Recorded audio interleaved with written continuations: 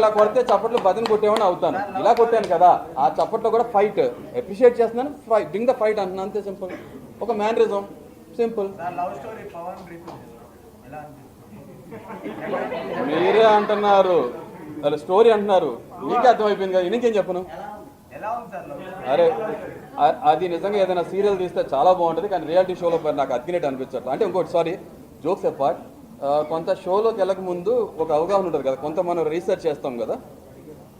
పిల్లలు నాకు పక్కన క్లోజ్ అసోసియేట్స్ కానీ నేను కొంత యూట్యూబ్ ఛానల్స్ చూసినప్పుడు ఈ సోషల్ మీడియాలో ఒక బజ్ ఏం క్రియేట్ అయిందంటే, ఒకవేళ కామనర్స్ నుంచి పవన్ వెళ్తే చూడటానికి బాగుంటాడు, మనిషి మజిల్ ఉంది కాబట్టి సరదాగా ఒక పజిల్ లాగా ఒక అమ్మాయి ట్రాక్, లవ్ ట్రాక్ రన్ చేస్తాడు, అలా లవ్ ఎలిమెంట్ కనపడుతుంది యాంగిల్ అని చెప్పి పంపిస్తారేమో బిగ్ బాస్ టీమ్ అని అన్నారు.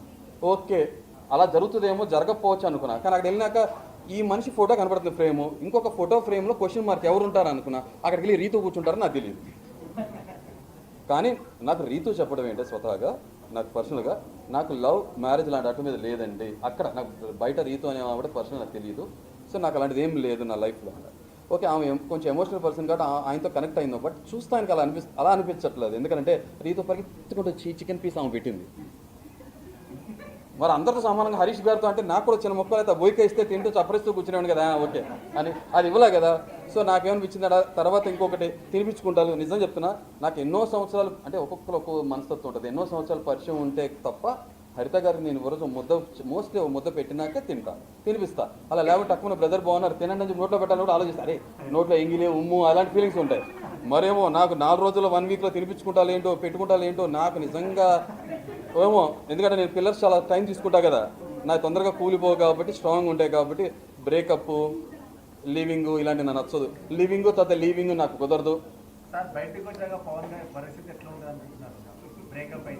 తూచనొచ్చు ఆయన. ఆమె ఈ దొంగల షో చేసే సెట్ ఉందా అని నాకు భయం వేసింది. అది సీజన్ 9 అంటే కింద దొంగల సీజన్.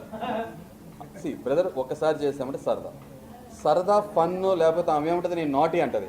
ఆమె నాటీ అయితే ఆమెకి నీ డాడీ నాటీలో.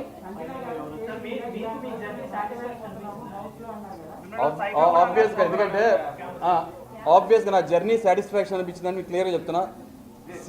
జర్నీ 105 రోజులు చేశానా, 115 రోజులు చేశానా, లేకపోతే 30 రోజులు చేశానా కాదు, కన్విక్షన్తో నిజాయితీగా నాకు నాలా ఉన్నాను. కెమెరాస్లో ఏం కనబడుతుంది, బయట ఏం చూస్తున్నారు, ఎలా వెళ్తుందని ఫీల్ అవ్వకుండా నిజాయితీగా ఉన్నాను. బ్రదర్ వాళ్ళు ఫీల్ అవుతారు ఛానల్.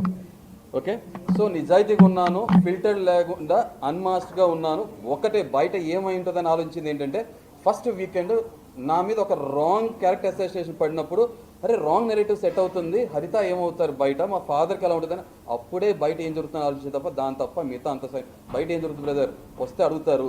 ఒకవేళ మీరు అపార్థం చేసుకున్నారు అనుకో, ఒక మనిషిని అర్థం చేసుకున్నట్టు అపార్థం చేసుకుంటారు. క్లియర్గా నా సైడ్ నేను చెప్తాను కదా, అర్థం చేసుకుంటారు. అర్థం చేసుకునే తత్వం లేదనుకో, పట్టుకుని దానికి ఏడే కాలని చెప్పి చిన్నపిల్లలాగా వెళ్ళి బాబు ఆడుకోమని చెప్పంట, అంతే. ఇంకేం చేస్తాను, సింపుల్ అయిపోయింది.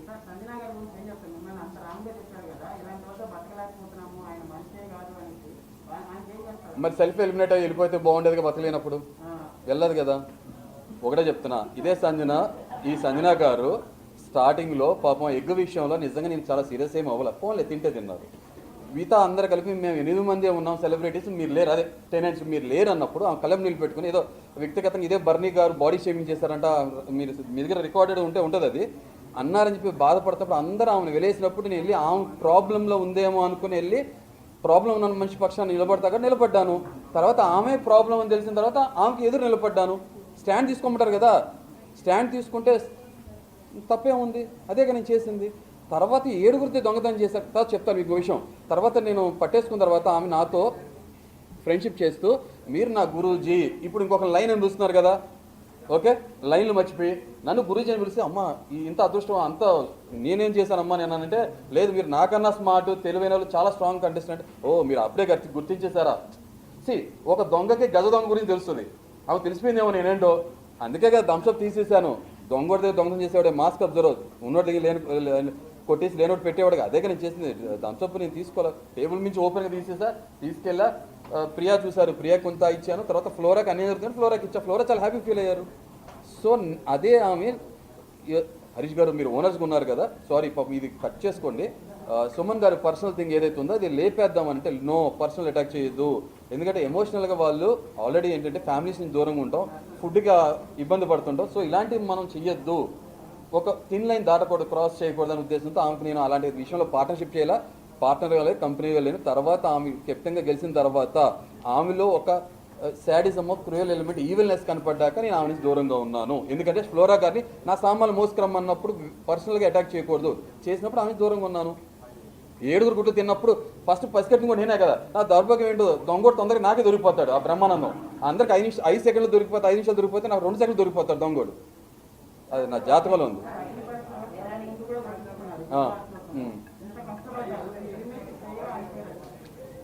సి నిజంగా ఇవాళ రోజు మీ అందరికి నేను తెలుసు, అంటే నేను డిప్లొమాటిక్ ఆన్సర్ చెప్పట్లా, చాలా బ్యాలెన్స్గా చెప్తున్నా.